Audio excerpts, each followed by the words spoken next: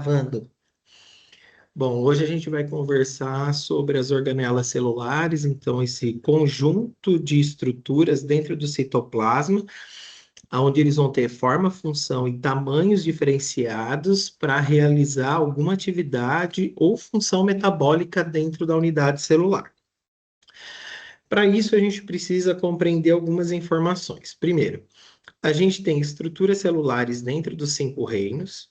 Dentro dos 5 reinos, conforme a gente vai analisando as bactérias, os protozoários, os fungos, as plantas e os animais, a gente vai vendo que as bactérias, como procariontes, elas são os organismos que são mais simples dentro desse processo, como a gente tem os animais, que são aí as unidades celulares mais complexas que a gente tem. O fato de uma bactéria ser mais simples ou uma célula animal ser mais complexa não quer dizer que uma seja melhor ou pior que a outra. Isso vai indicar que, ao longo do processo de evolução, com as características que cada uma dessas unidades celulares apresentam, elas conseguiram sobreviver, elas conseguiram evoluir, elas conseguiram passar por todo o processo de seleção natural e até hoje permanecerem vivas no ambiente. Então, tudo bem, se a gente for comparar algumas bactérias de milhões de anos atrás com as bactérias de hoje, essas bactérias já se transformaram, já sofreram os processos de especiação, ganharam novas características, perderam outras, mas elas ainda continuam no ambiente. Mesmo quando a gente vai comparar com a célula animal, seja a célula de uma esponja do mar, de um porífera, ou seja, uma célula de um elefante, né? Então, de um animal enorme, bem complexo, então, essas unidades celulares, elas vão ganhando estrutura dentro dessa célula. Então, essas organelas, elas são pequenas estruturas dentro da unidade celular, aonde ela vai ter função, forma, tamanho, elas vão estar aí aderidas ao citoplasma, então aquele material gelatinoso à base com água, aonde ela vai ter algumas funções, seja a função de digestão, quebras de moléculas, sintetização, transportes de proteína, biossíntese, formação de novas moléculas, produções de hormônios, produções de estruturas de funcionamento metabólico, mas o importante é que essas organelas estejam presentes dentro dessas estruturas. Então, quando a gente vem analisando, olha, a partir de uma bactéria até a gente chegar a um animal, olha a complexidade celular que a gente vai tendo ao longo do tempo. Para isso, a gente vai começar a analisar agora do interior da célula, do núcleo, e a gente vai vendo cada uma das estruturas e como ela funciona dentro da unidade celular, para que a partir daí a gente vá compreendendo as funções dessas organelas. Então, vamos para a primeira organela, o retículo endoplasmático rugoso. Então, quando a gente analisa o núcleo dos eucariontes, então daqueles organismos que apresentam uma membrana que envolve o material genético, esse material genético, esse núcleo com essa carioteca dos eucariontes, ele fica envolto pelo retículo endoplasmático rugoso. Por que que ele fica envolto pelo retículo endoplasmático rugoso? Aqui o DNA é uma molécula muito complexa dentro do núcleo, ela é muito pesada, ela não consegue sair para fora do núcleo, vir aqui no retículo endoplasmático rugoso, pegar os ribossomos para fazer a leitura e fazer a produção de proteína. Então, o que que acontece? É feita uma cópia complementar desse DNA, só que numa molécula mais simples, que é o RNA. Esse RNA ele consegue passar pelo poro nuclear, ele vem aqui no retículo endoplasmático rugoso, encontra o ribossomo vai ler os sequenciamentos de base, vai ligar os aminoácidos e vai fazer a produção de proteína. Então, o ribossomo vai lá e faz a produção de proteína.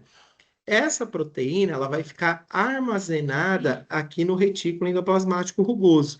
Por que que ela fica armazenada aqui no retículo endoplasmático rugoso? Quando a unidade celular, o núcleo da célula, deixar de funcionar, quando ela passar por um processo de divisão celular, por mitose, por meiose, o que que vai acontecer? Os cromossomos estão compactados, então eles não vão conseguir abrir para fazer o molde complementar do RNA para que ele saia e vá lá no ribossomo fazer a produção de proteína.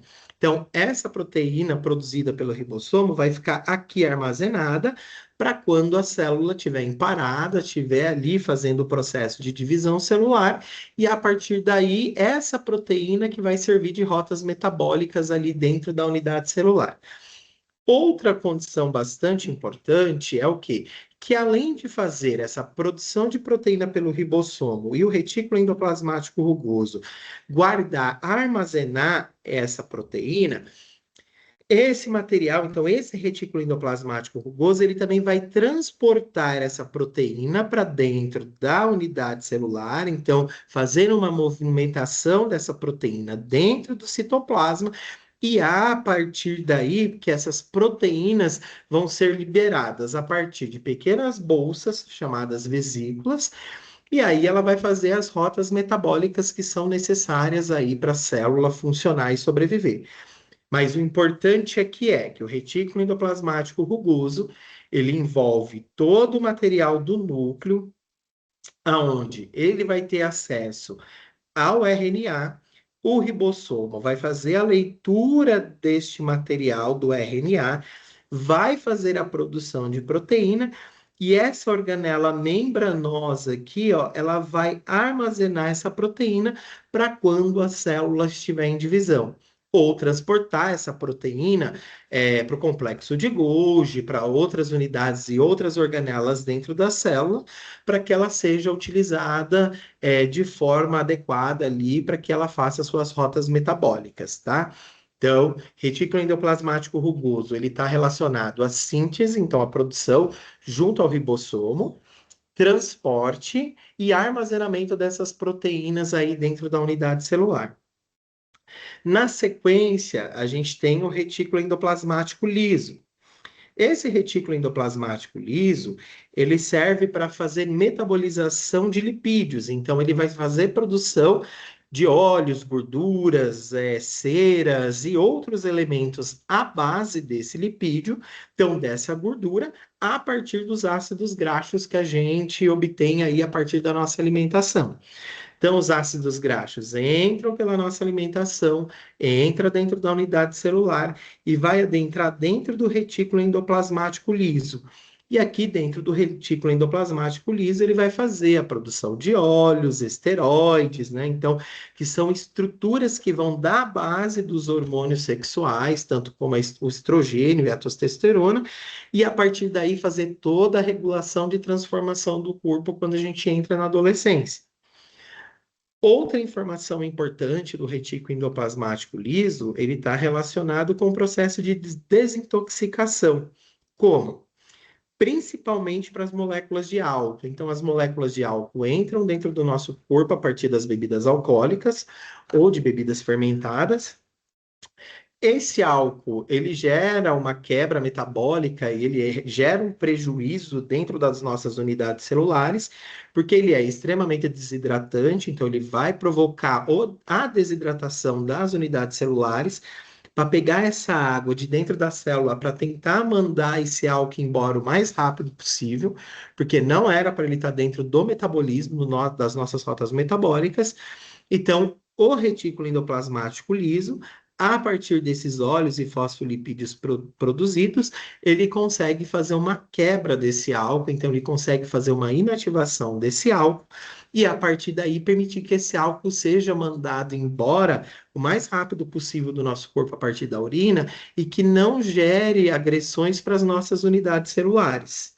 Então, o retículo endoplasmático liso, ele está relacionado aí com todo o processo de produção de lipídios, então óleos, gorduras, ceras e afins, a partir dos ácidos graxos que a gente obtém a partir da nossa alimentação, a partir das gorduras da nossa alimentação. Ali ele vai formar fosfolipídio, esse fosfolipídio vai ser extremamente importante para fazer a composição da membrana plasmática. Ele vai fazer produção de colesterol, esse colesterol também vai compor a membrana plasmática da célula animal, produção de alguns óleos, produção de alguns hormônios, para que faça toda a regulação metabólica ali do funcionamento da célula desse indivíduo. E outra questão, ele está relacionado na possibilidade da desintoxicação aí do álcool dentro dessa organela, então dentro do retículo endoplasmático rugoso. Ou, perdão, dentro do retículo endoplasmático liso. Próxima organela, A próxima organela é o complexo de Golgi. O complexo de Golgi, complexo golgiense, tá? O complexo de Golgi ele está relacionado com a modificação das proteínas. Como? O retículo endoplasmático, junto com o ribossomo, vai fazer a produção dessa proteína e o retículo endoplasmático vai fazer o armazenamento.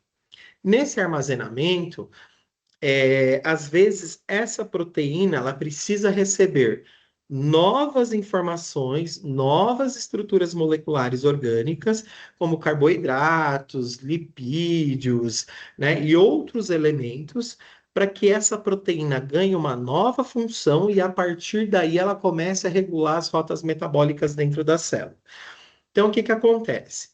O retículo endoplasmático rugoso, ele vai formar essas vesículas, então, que são essas bolinhas ou essas bolsinhas, que são extensões da membrana, da estrutura do retículo endoplasmático rugoso, que vai transportar as estruturas das proteínas, e essas proteínas vão encontrar que o complexo de Golgi vai entrar dentro da membrana da vesícula transportada e vai entrar aqui dentro do complexo de Golgi. Dentro do complexo de Golgi, ele vai receber a adição de alguns açúcares e de alguns outros elementos. Então, esse processo de adição de açúcar dentro do complexo de Golgi vai ser chamado de glicolização, tá? Então, ela glicoliza esse processo. Esse processo vai fazer com que essa proteína ganhe uma nova função. Quando essa proteína glicosilada, ela está ali dentro da estrutura do complexo de Golgi, ela é transformada, quando ela está pronta, é gerada as vesículas secretoras, então essas bolsinhas com extensões do complexo de Golgi junto com a proteína que foi transformada, e essas bolsinhas vão transportar essas proteínas transformadas tanto para o interior da célula, para que sejam feitas as rotas metabólicas, ou fazendo o processo de exocitose, então, que é a jogada desse material para fora da membrana da célula, então, para o exterior celular, para que na estrutura do corpo do organismo, essas proteínas encontrem células-alvos para que ela possa fazer aí todo o processo de produção metabólica e o funcionamento correto dessas células. Outra questão bastante importante do complexo de Golgi é a relação do complexo de Golgi com o acrossomo.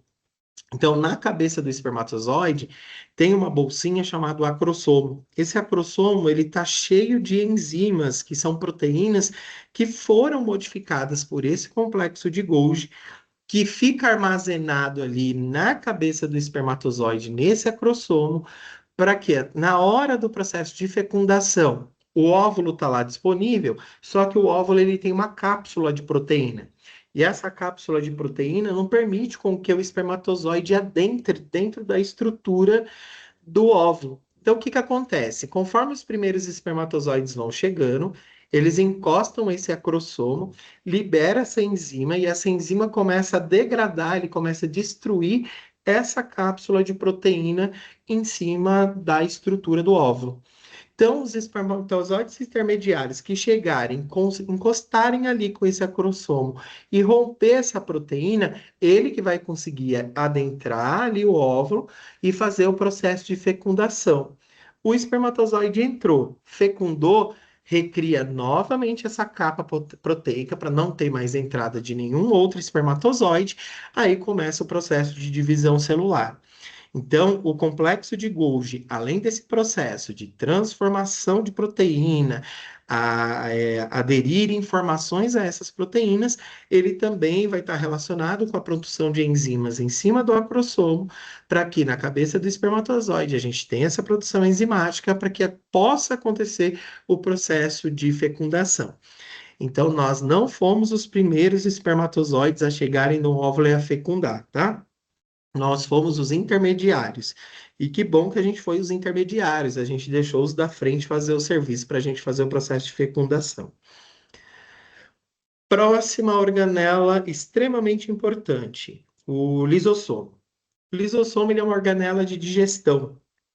Então, ele faz produção de uma infinidade de enzimas e produtos enzimáticos para fazer o processo de digestão de algumas substâncias dentro da unidade da célula.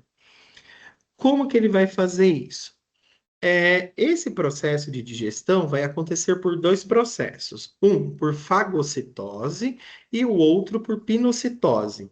A fagocitose é a passagem de partículas sólidas, então, pela estrutura da membrana da célula, que engloba a partícula sólida, pode ser um vírus, uma bactéria, uma cápsula de proteína, um fragmento de uma célula, um fragmento de uma proteína, de um carboidrato, de um lipídio, de um ácido nucleico. Então, são todos esses materiais sólidos dentro do corpo e dentro da unidade celular. O que que ele faz? Esse material encosta na membrana celular, ele engloba esse material, pega essa extensão englobada, joga para dentro da unidade da célula, fazendo a fagocitose, que é o transporte de sólidos. Então, quando ele joga para dentro, ele está fazendo uma endocitose. Então, aí forma esse fagossomo. Esse fagossomo, ele vai encontrar a estrutura do lisossomo. Essa estrutura do lisossomo vai pegar esse fagossomo, vai englobar esse material e vai fazer o processo de liberação enzimáticas para fazer a digestão dessa estrutura. Digeriu esse material. Esse material não é jogado fora. Esse material é liberado no interior da célula, a célula utiliza todo esse material aqui que foi digerido de proteínas, carboidratos, lipídios, ácidos nucleicos e todo o material e molécula orgânica que estava ali presente, que foi quebrado em moléculas menores, e a partir daí essas moléculas vão fazer parte das construções das nossas moléculas orgânicas, tá? Aqui no lisossomo a gente tem uma informação bastante importante. Ele vai servir aí para fazer o processo de digestão de algumas estruturas de dentro da célula quando essa célula sofre maturação. De início, todas as nossas células, elas possuem núcleo, tá? Então elas possuem a estrutura aonde eu tenho o material genético. O que que acontece? Algumas células ganham mais de um núcleo, elas se tornam binucleadas com dois núcleos, multinucleadas com vários núcleos. Um exemplo disso é a célula da musculatura dos nossos músculos, então ela precisa fazer um processo de manutenção e reparação, então ela precisa de muitas unidades de núcleo para fazer produções de proteína e regular todas as rotas metabólicas nucleares lá do nosso músculo. Mas a nossa célula sanguínea, quando ela está dentro da medula óssea, ela tem toda a composição estrutural de uma célula. Então, ela vai ter revestimento, preenchimento, controle, vai ter as organelas, vai ter o núcleo, vai ter toda a informação de construção celular. Porque na medula óssea, você tem todo o processo de divisão celular e produção de novas unidades sanguíneas. Só que quando essa célula ela se solta da medula óssea e ela vem para a corrente sanguínea, ela não pode ter todas essas organelas e essas estruturas internas, porque ela vai ficar muito pesada, vai ocupar muito espaço e ela vai perder capacidade de transportar o oxigênio. Então, acontece uma sinalização bioquímica que o lisossomo começa a digerir tudo, ele começa a degradar tudo do interior da célula, ele destrói todo esse material, libera essas moléculas orgânicas para fora da célula e joga lá na medula óssea para que novas células da medula possam utilizar. E ele faz um processo autofágico, ele também se autodigere para deixar o interior da célula vazia. Por que que ele faz isso? Para essa célula perder aquele formato cilíndrico, redondo, para que ela se torne uma célula bicôncava, então com duas reentrâncias para dentro, e assim ele vai aprimorar o processo de transporte de oxigênio. Então, ele vai fazer esse processo de retirada das organelas para ampliar o processo de transporte de oxigênio pelas células sanguíneas. Se a célula sanguínea não tem mais nada dentro dela, então ela vai ter um período de vida útil entre 90 a 120 dias, que é onde essa célula vai morrer ela vai para o baço, no baço ela vai ser quebrada em moléculas menores, e essas moléculas menores, incluindo ferro, que está presente na hemoglobina, volta para a corrente sanguínea para chegar lá na medula óssea e fazer produções de novas unidades celulares. Então, esse é um único caso em que a célula que era nucleada, ela se torna anucleada, ela perde o núcleo e continua viva porque ela tem um aspecto e uma função específica, tá? E o vestibular adora essa questão das estruturas que ganham novas características ao longo do tempo. Então, a célula sanguínea ela está cheia de lisossomo porque ela vai fazer o processo de digestão das estruturas. Outras organelas também vão ter. Então, o órgão, como o fígado, por exemplo, está rico em lisossomo. As células da nossa boca estão ricas em lisossomos. As células do nosso pulmão estão ricas em lisossomo, porque são estruturas que vão recebendo constantemente, né, moléculas orgânicas, estruturas sólidas, para poderem serem digeridas, degradadas, para que a gente faça a proteção desses sistemas, então, desses órgãos. Aí vai uma outra questão também que o vestibular gosta muito. Na década de 80, 1980, foi proibida a produção do amianto. O amianto ele era a base da produção de telhas e caixa d'água. Os trabalhadores que trabalhavam com amianto respiravam aquele pozinho particulado do corte do material. Esse material chegava até o pulmão, só que o lisossomo não reconhecia esse material para ser digerido, então esse material ficava acumulado nas estruturas do pulmão. Com isso, gerava um processo de inflamação, gerava um processo de produção de fibrose nessa região inflamada, e com o tempo, o pulmão ia perdendo a capacidade de fazer a troca gasosa, porque ele perde a elasticidade, então ele perde a capacidade de encher e esvaziar como uma bexiga. Aí ele vai se tornando como se fosse uma célula de uma garrafa PET, bem dura, bem rígida. E as pessoas acabavam indo a óbito por causa disso. Então, já que o lisossomo não consegue fazer o reconhecimento dessa estrutura para fazer a digestão, ela ficava bioacumulada dentro das células pulmonares e os trabalhadores morriam por essas doenças. Então, a partir daí, em 1985, se eu não me engano, foi proibido aí a utilização do amianto. Mas o lisossomo ele é uma estrutura de digestão, ele vai quebrar todo o material que entra dentro da célula. Entrou um material líquido, né? Então, uma injeção que você tomou que precisa ser transportada para dentro da célula para ele metabolizar, um líquido que você deixou disponível ali a partir de uma rota metabólica da célula. Ele também transporta esse líquido, só que o transporte de líquido dentro da estrutura aqui do lisossomo é chamado de pinocitose.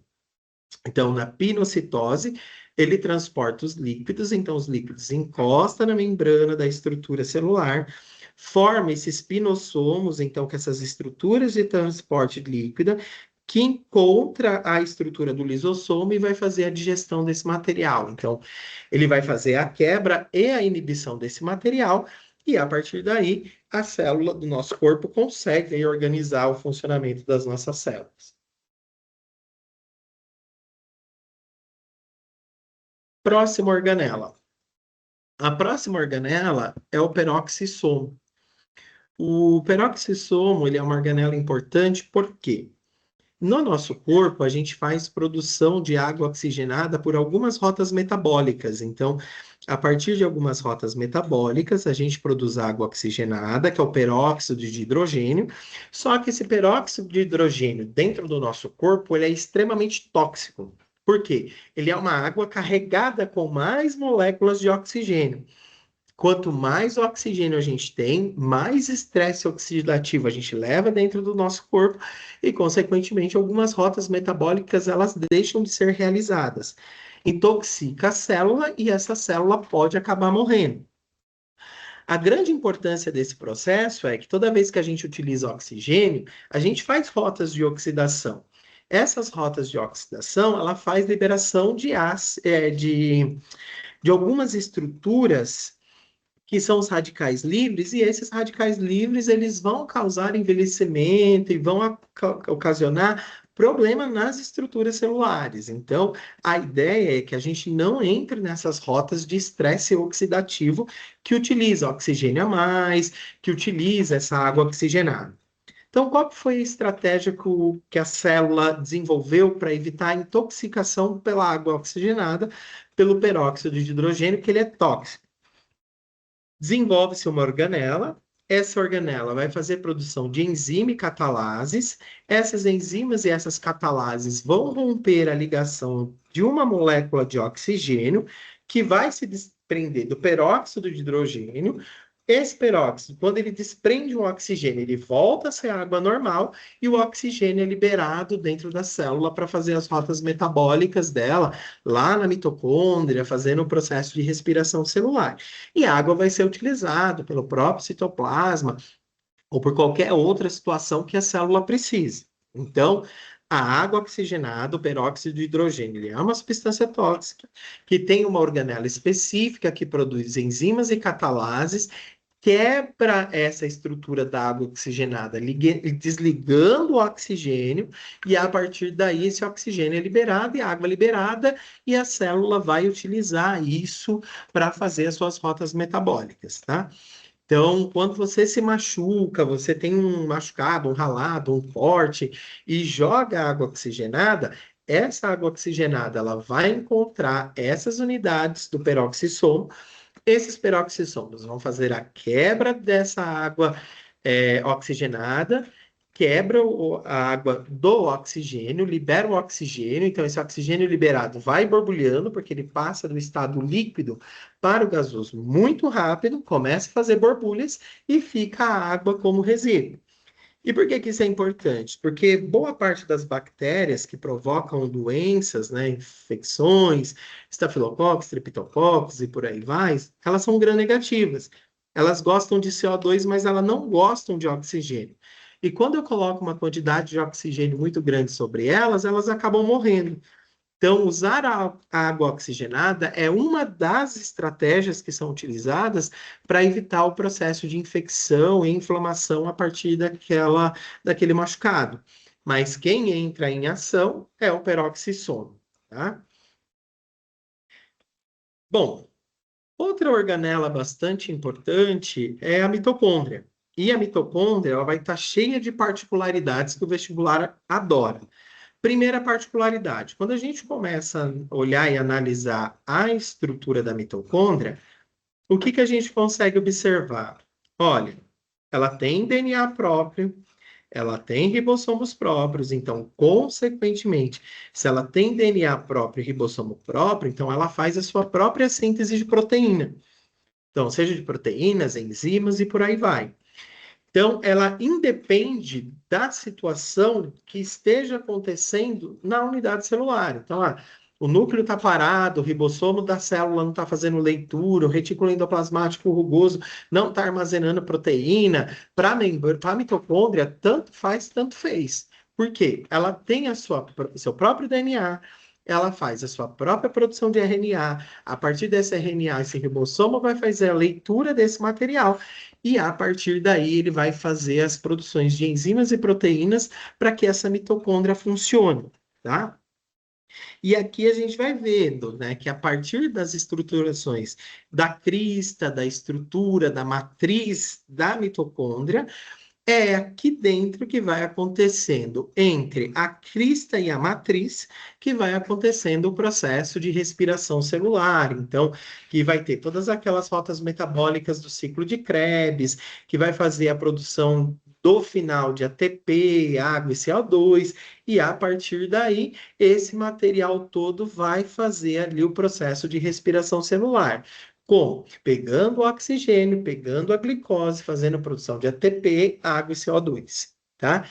Mas quando a gente olha aqui a mitocôndria, ela não parece uma bactéria? Então, esse também é um vestígio bastante importante, porque acredita-se que há milhões e milhões e milhões de anos atrás, alguma célula heterotrófica fez a fagocitose dessa mitocôndria, ou dessa estrutura, que era muito parecida da mitocôndria, não digeriu ela, Foi se percebendo que a partir dali, daquela fagocitose que não foi efetiva, a mitocôndria ali, ou a estrutura celular que fazia a produção energética, continuou produzindo energia. Aí a célula, junto com a mitocôndria, foi se associando via uma protocooperação, mutualismo, até chegar a uma simbiose obrigatória. E hoje essas mitocôndrias não conseguirem ser retiradas das células e nem as células sobreviver sem essas mitocôndrias. Então, aí ela cria uma questão de dependência uma da outra em obrigatoriedade, tá? Não é só os organismos heterotróficos que apresentam mitocôndria, plantas também vão apresentar mitocôndria, porque elas também fazem o processo de respiração celular, mas só que quando a gente faz as comparações da mitocôndria, respiração celular, fotossíntese e cloroplasto, a gente vai ver que a fotossíntese é um processo metabólico infinitamente maior do que o processo de respiração celular na planta. E com isso, esse processo vai permitindo com que a planta faça suas produções energéticas, faça a liberação do oxigênio para a atmosfera, sem causar nenhum problema aí de equilíbrio com essas condições, tá? Mas a mitocôndria, ela está diretamente relacionada com essa questão da produção de energia. Outra questão bastante importante é a relação dessa mitocôndria com o nosso DNA mitocondrial. Então, o nosso DNA mitocondrial, ele vem a partir das células da nossa mãe. Então, toda a herança do nosso DNA da mitocôndria advém da nossa mãe. Mas o importante é que essa mitocôndria, ela faz respiração celular e é ela que vai fazer essa liberação de ATP para que as nossas células utilizem essa adenosina trifosfato e mantenham as rotas metabólicas do nosso corpo adequadas, tá? Agora, uma estrutura importante é o centríolo. Os centríolos são esses conjuntos de tubos, né? Então, que são direcionados aí de microtúbulos que são associados. E esses microtúbulos são eles que vão dar aí todo o processo de suporte para as divisões celulares, mitose e meiose, e para a movimentação dos cílios e flagelo na locomoção de algumas células, tá? Então, a gente tem algumas células ciliadas na nossa garganta que faz com que os cílios das nossas células vão fazendo batimento para fazer produção de muco e aderir todo o material particulado sólido que a gente, né, adquire a partir da respiração, seja pelo nariz ou pela boca. Esse material vai ser captado ali por aqueles cílios e aquele muco. Quando ele está saturado, o que, que vai acontecer? Esse muco é desprendido, começa a incomodar a garganta e a gente começa, né, a pigarrear para tirar aquele material particulado dali, para ele não causar problemas ali dentro do nosso pulmão e da nossa garganta. Espermatozoide, ele vai ter muitos centríolos, porque como ele faz batimento de cauda para fazer a natação dele até chegar à estrutura do óvulo, então ele vai estar rico em centríolos ali no seu flagelo. Então, alguns protozoários ciliados também vão ter uma quantidade de cílios muito grandes dentro da estrutura dele, ricas em microtúbulos, né, que são essas estruturas de centríolos para fazer a movimentação e a locomoção dessas unidades celulares. Então, algumas estruturas, né, a partir dos esporos de plantas, né, se a gente pensar os esporos de briófitas, pteridófitas, que corresponde ali os musgos e as samambaias, elas também geram ali estruturas gaméticas que têm flagelos que vão fazer movimentação, então elas vão ter esses centríolos em grande abundância, tá? E no processo de divisão celular, mitose e meiose, a gente vai encontrar esses centríolos para fazer a separação ali dos cromossomos e das estruturas dos cromossomos nos polos equatoriais para que possa depois acontecer os processos de divisão celular, tá? Outra organela bastante importante é o ribossomo. Então, o ribossomo ele vai ter duas estruturas, que é a subunidade menor e a subunidade maior.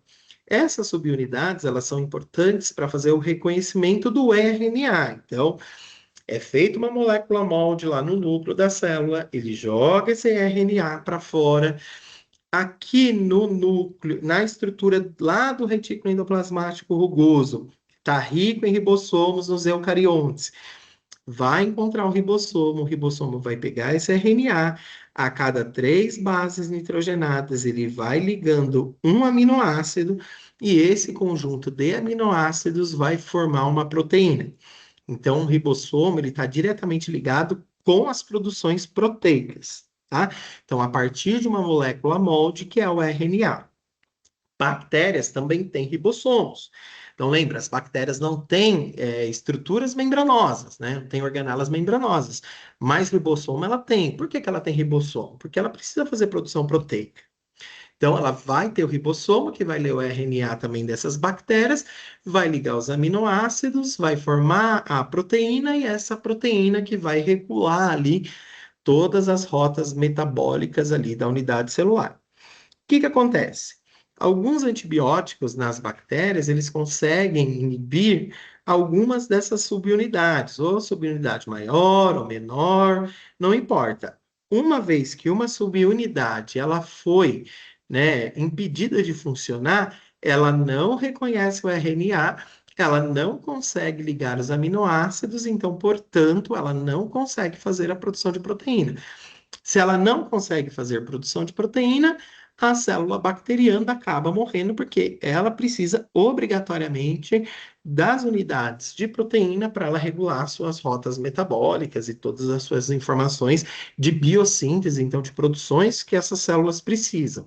Então, o ribossomo ele está presente em células procarióticas, está presente em células eucarióticas, porque é ele que é o regulador de produção de proteína a partir da ligação de aminoácidos e esse conjunto de aminoácidos que vai formar a estrutura proteica dentro da célula. No caso da bactéria, essa proteína fica disponível ali no citoplasma dela.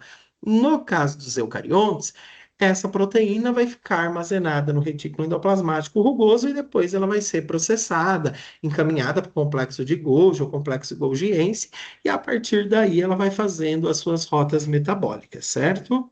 Bom, outra organela bastante importante é o citoesqueleto. Então, o citoesqueleto ele é uma estrutura de reprodução, né? Então, ele está ali responsável por fixar as estruturas dentro da unidade da célula.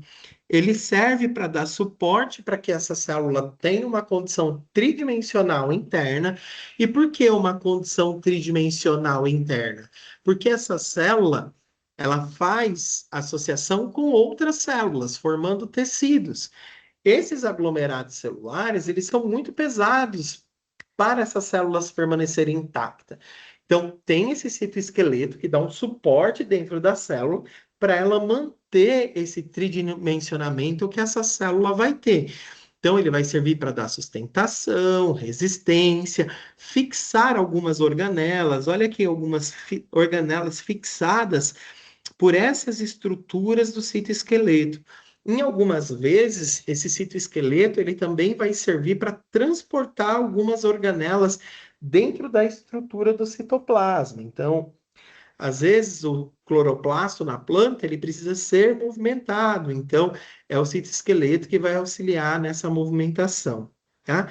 E a partir dessa movimentação do citoesqueleto, a gente tem alguns microfilamentos nas estruturas celulares, formado de actina e miosina, que vão dar o suporte ali de contratura para algumas células, principalmente para células musculares, tá?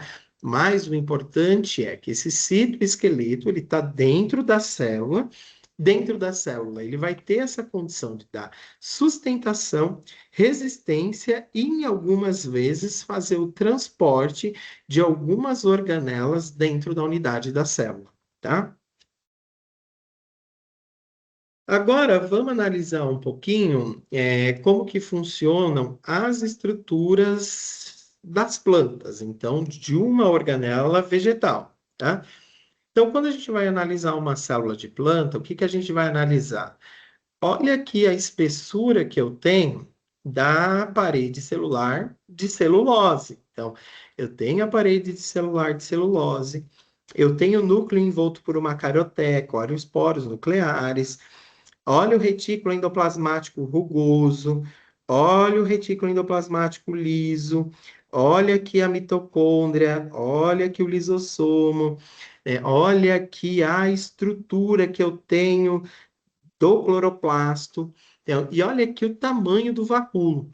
Então, o vacúolo para a planta, ele é uma estrutura extremamente importante, porque ele vai garantir a reserva de água, então, algumas seivas, né? Então, a água, então, que é a seiva não elaborada, que adentrou dentro das unidades celulares das plantas. Ele vai servir para fazer o controle da pressão osmótica, então, para manter essa circulação de água adequada dentro das unidades celulares, porque a planta ela não pode se dar ao luxo de ficar sem água, porque obrigatoriamente ela vai utilizar dessa água no cloroplasto para fazer a quebra da água, lembra lá da hidrólise, no ciclo de Kelvin, na produção da fotossíntese, para liberar esse hidrogênio, liberar o oxigênio e a partir daí começar todo o processo fotossintético. Então, plantas e organismos que apresentam cloroplastos, ele depende obrigatoriamente da água.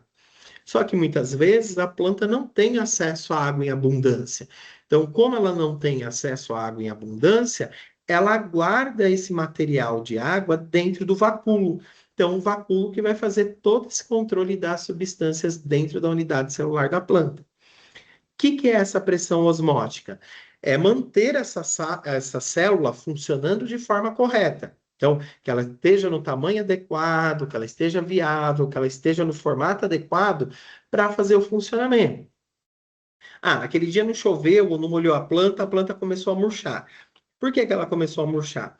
Porque ela começou a pegar a água do vacúolo, utilizar a água do vacúolo, esse vacúolo foi murchando, murchando, murchando, ele deixa de ocupar um espaço que era importante dentro da célula, essa célula perde o tulgor, que é esse posicionamento dela correto, ele perde essa característica de controle, ela murcha, então, consequentemente, a planta ganha aquele aspecto de murcho com as folhas caídas. Ah, mas aí vi que ela estava murchando, coloquei água. Então, coloco água, a água começa a circular pelas estruturas da planta, pela célula da planta, vai enchendo os vacúolos. Quando ela enche o vacúolo, ela controla a pressão osmótica novamente. Essa célula ganha um turgor novamente e ela fica de forma adequada e a planta volta ao seu estado normal. Ah, não, mas aí era uma planta, como um cacto, que não gosta muito de água porque ela é uma xerófita e ela tem adaptações para sobreviver com poucas quantidades de água, mas a pessoa continuou molhando o cacto. O que que acontece? Essa água enche demais esse vacúolo. Quando ele enche demais esse vacúolo, ela perde capacidade de controle, essa parede celular se rompe e essa célula da parede celular se rompendo, a célula morre. Quando essa célula morre, ela vai lesando, né? Ela vai trazendo lesões para o cacto e o cacto acaba morrendo por causa do excesso de água, mas por causa desse movimento de água que acontece dentro do vacúolo. Então, como reconhecer uma célula vegetal? Parede celular de celulose, cloroplasto e o vacúolo de armazenamento de água ou seiva ou de material processado aí dentro das unidades celulares. Só planta apresentam vacúolos? Não. A gente tem alguns vacúolos em bactérias que servem para fazer armazenamento, ingestão, digestão, eliminação de substâncias das bactérias. A gente tem vacúolo contrátil em alguns protozoários que vão regular a quantidade de água dentro de protozoários aquáticos. A gente tem vacúolos digestivos dentro dos protozoários que vão auxiliar no processo de digestão, eliminação dos resíduos daquilo que foi digerido.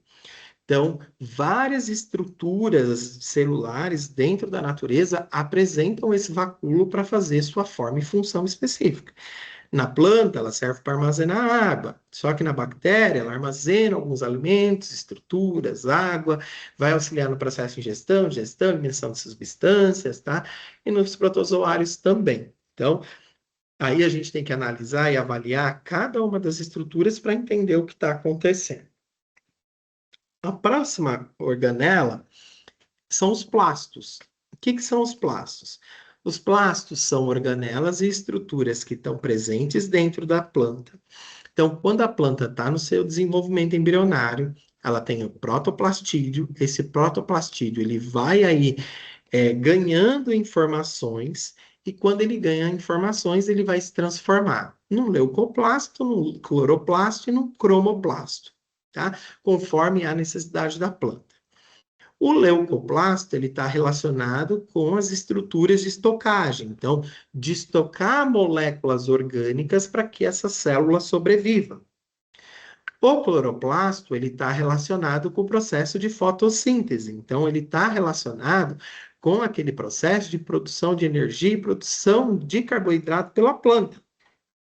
E o cromoplasto, ele vai armazenar os pigmentos, então os diferentes tipos de pigmentos da planta, ficobilina, ficocianina, xantofila, caroteno, beta-caroteno e por aí vai, para dar o pigmento e a coloração nas estruturas da planta. Então, os plastos também são estruturas membranosas que vão servir para estocagem, produção de energia e produção de pigmento e armazenamento desse pigmento para a planta ganhar novas características. E agora a gente vai ver cada uma dessas estruturas, tá?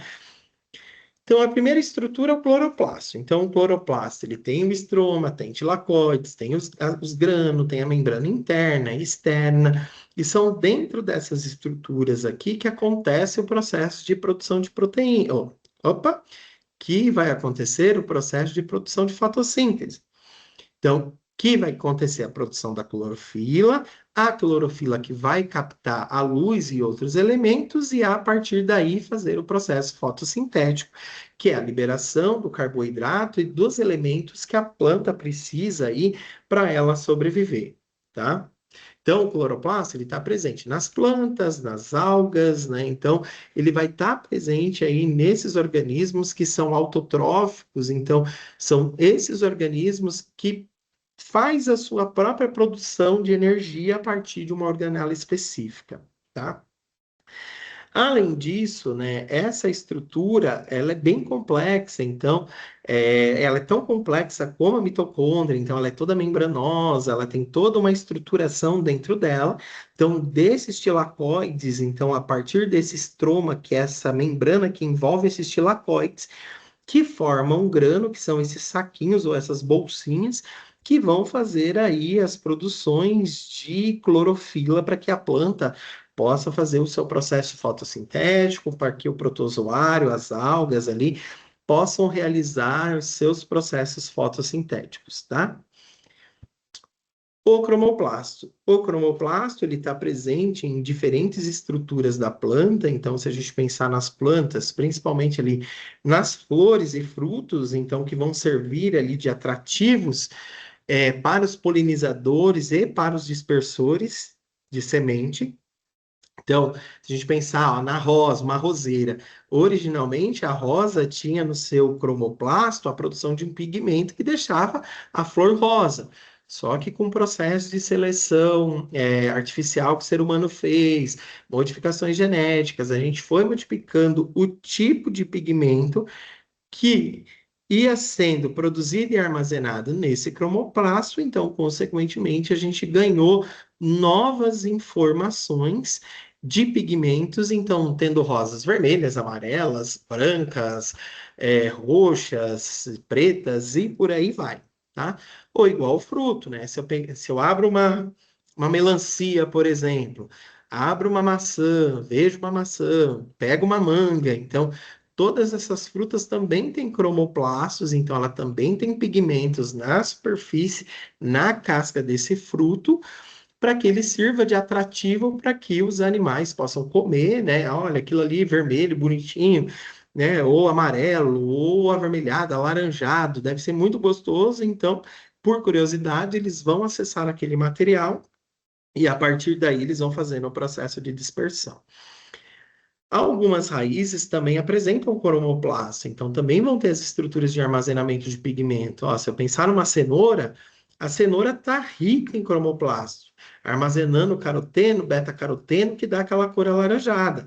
Só que hoje, por seleção, eu tenho outros tipos de cenouras também com outros pigmentos. Vamos pensar na beterraba. A beterraba também é uma raiz de reserva. Olha, essa raiz de reserva, ela está ali rica em pigmentos avermelhados. Então, esses pigmentos avermelhados, eles estão armazenados ali nesse cromoplasto, tá? E os leucoplastos, que são as estruturas de armazenamento de compostos orgânicos. Então, são organelas que vão armazenar ou amido, ou lipídios, ou proteínas. E em cada armazenamento desse, ela recebe um nome. Então, ó, um leucoplasto que armazena amido, ele passa a se chamar amiloplasto. Por que amiloplasto? Porque ele armazena amido. Então, todo aquele material de amido que é armazenado, né, a gente vai utilizar depois como açúcares, né? Então, você vai lá, você vai comprar a maisena. A maisena nada mais é do que o amido de milho. O amido de milho é porque o milho está rico nessas estruturas de amiloplasto que tem uma quantidade de amido muito grande. E a gente vai atrás desse amido para fazer a utilização desse amido, para engrossar, fazer mingaus, colocar nas receitas e por aí vai. Ou se a gente pegar o milho, cortar o milho, bater o milho no liquidificador e cozinhar ele, esse amido cru, ele vai, a partir do aquecimento, mudar a consistência dele e ele vai ficar com uma consistência de mingau, ele vai ficar com uma consistência endurecida, tá? Só milho tem amiloplasto? Não. Arroz, feijão, ervilha, lentilha, grão de bicos e por aí vai, tá? O importante é que algumas sementes têm uma deposição maior de amido e a gente vai atrás dessas sementes para que a gente utilize essas sementes na nossa alimentação, porque a gente depende desses carboidratos para fazer a composição da nossa pirâmide alimentar. Então, para que a gente tenha uma alimentação adequada e correta. Algumas plantas vão apresentar a estrutura do leucoplasto em oleoplasto, então armazenando lipídios, que são óleos, gorduras, ceras, né? Então, que são estruturas que armazenam esses lipídios a partir dos ácidos graxos. Então, se a gente pensar numa semente de soja, ela está rica em oleoplasto. A gente vai atrás desse oleoplasto para pegar os lipídios da soja. Então, por isso que a gente tem hoje na prateleira do mercado o óleo de soja, que é um óleo vegetal. Só a soja tem oleoplasto? Não. O milho tem, o amendoim tem, a canola tem, a soja tem. Então, assim, a gente tem várias outras sementes que têm esses oleoplastos e a gente vai atrás dela, incluindo a semente do algodão, que a gente pode pegar essa semente do algodão, processar e retirar o óleo dela e também utilizar o óleo de algodão, tá? Então, essas sementes, elas estão ricas nesse oleoplasto, então, nessas estruturas de lipídios, de óleos, gorduras e ceras e afins, tá? E algumas plantas estão ricas em proteoplastos, então, que são essas estruturas que têm aí a capacidade de armazenar proteína. Então, o grão de bico, por exemplo, ele tem amido, ele tem lipídio, mas ele tem grandes quantidades de proteoplasto que tem proteínas vegetais dentro dessa estrutura. Então, o grão de bico ele é excelente para quem está atrás ali de maiores níveis de proteína. Uma lentilha também vai ser riquíssima ali em proteoplasto, então, com armazenamento de proteína, como outras plantas também. Claro, eu quero ter uma alimentação vegana, uma alimentação vegetariana. É possível, mas é preciso que você tenha uma diversidade de sementes, frutos, legumes, verduras, e por aí vai, para que você tenha acesso a todos esses elementos de forma adequada, para manter a pirâmide alimentar adequada e, consequentemente, você manter todo o seu metabolismo adequado.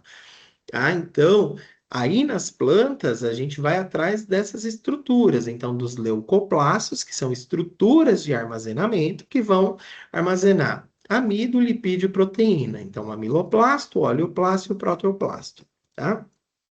E com isso, a gente tem todo o processo de construção da estruturação das células, então, para que a gente entenda como esse mecanismo todo funciona.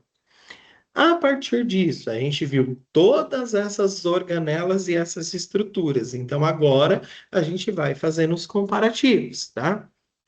Olha aqui, uma célula bacteriana. A célula bacteriana é rica em ribossomos, aí ela tem as estruturas externas, né? Então, ela tem a cápsula, ela tem parede celular, ela tem membrana, ela tem citoplasma. Mas olha o ribossomo e o material genético dela. Está rico em ribossomo, está rico em material genético para fazer produção proteica. Olha a simplicidade que essa estrutura celular tem. Ela é praticamente um amontoado de núcleo de material genético, né? Então, da estrutura nuclear e de ribossomo. Ela não tem uma membrana envolvendo esse material, ela não separa e não compartimentaliza essas estruturas. Então, aqui está tudo junto e misturado para que ela faça essas proteções, essas produções todas, e a partir daí, essas produções, faça a produção proteica e faça a regulação do metabolismo da bactéria dentro dessas unidades procariôticas, tá? Já um eucarionte, ó, olha esse protozoário, né? Então, um paramécio cheio de cílio. Aí, esse cílio, ó, ele tem vacúolo contrátil para controlar a quantidade de água que entra e que sai, ó. Ele tem vacúolos digestivos, então ele tem macronúcleos, ele tem núcleos, e ele tem outras organelas aqui presentes dentro dessa estrutura do protozoário. Então, só dele ter um macronúcleo, então um núcleo grande, a gente já vê que esse núcleo tem uma membrana, ele tem uma carioteca, e a partir daqui a gente tem um indivíduo eucarionte, que já ganhou novas características, já ganhou novas organelas, que já ganhou aí novas estruturas para que ele possa sobreviver no ambiente. Ou um cogumelo, um fungo. Então, no fungo, a gente já vai encontrar outras estruturas. Então, a gente já vai encontrar uma parede celular de quitina, que é um carboidrato de cadeia longa. A gente vai encontrar uma membrana muito fina envolvendo essa estrutura celular. E essa estrutura do fungo aqui, ela está em divisão, ó. Então, ela está fazendo o processo de citocinese, que é a separação das duas células a partir da divisão celular. Ela tem um núcleo envolto por membrana, ele tem mitocôndria, ele tem ribossomos, ele tem citoplasma, ó. Então, ele tem todas as estruturações para que essa célula fúngica, então do fungo, consiga sobreviver ao ambiente pelo qual ele foi preparado para sobreviver, tá? Ou, se a gente fazer os comparativos que a citologia gosta bastante, né? Então, entre a célula vegetal e a célula animal. E por que que a citologia gosta muito? Porque no primórdio lá da citologia, os pesquisadores que começaram a analisar as estruturas das células, eles começaram a analisar as estruturas da célula animal e da célula vegetal. Então, por isso que a célula animal e a célula vegetal, ela serve como modelo, parâmetro, para fazer as comparações dos componentes que eu tenho dentro das estruturas das células. Olha, vamos ver o que tem em cada um. Olha aqui o tamanho, da unidade da célula animal, olha a membrana plasmática dessa célula, olha o citoplasma nessa célula, olha o centríolo, mitocôndria, complexo de Golgi, lisossomo, retículo endoplasmático rugoso, tá? O núcleo. Então, a gente vai observando todas as estruturas que a gente tem. Ah, e a gente vai vendo, olha, a gente tem o retículo endoplasmático liso, só que com a planta. A planta vai apresentar cloroplasto. O animal não apresenta cloroplasto. A planta tem uma parede celular de celulose. O animal não tem parede celular de celulose. A planta vai apresentar um vacúolo grande. O animal não tem vacúolos grandes. Então, aqui a gente consegue fazendo as comparações. O que o vestibular adora fazer?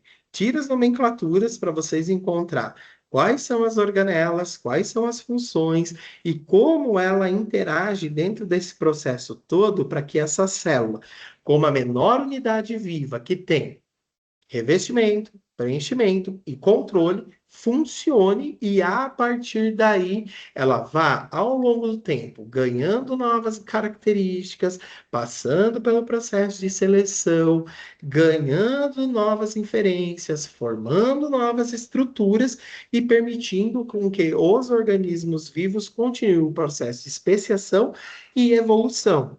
E não só isso, e a gente entender também como essas unidades celulares funcionam, e a partir daí a gente entender os processos fisiológicos, então o funcionamento de cada órgão, de cada sistema, de cada célula dentro do corpo do indivíduo, para a gente entender como essas rotas metabólicas e essas estruturas regulam a homeostase, então regulem o funcionamento correto do corpo daquele indivíduo ou das unidades celulares que ele apresentam ali para eles sobreviverem, tá bom?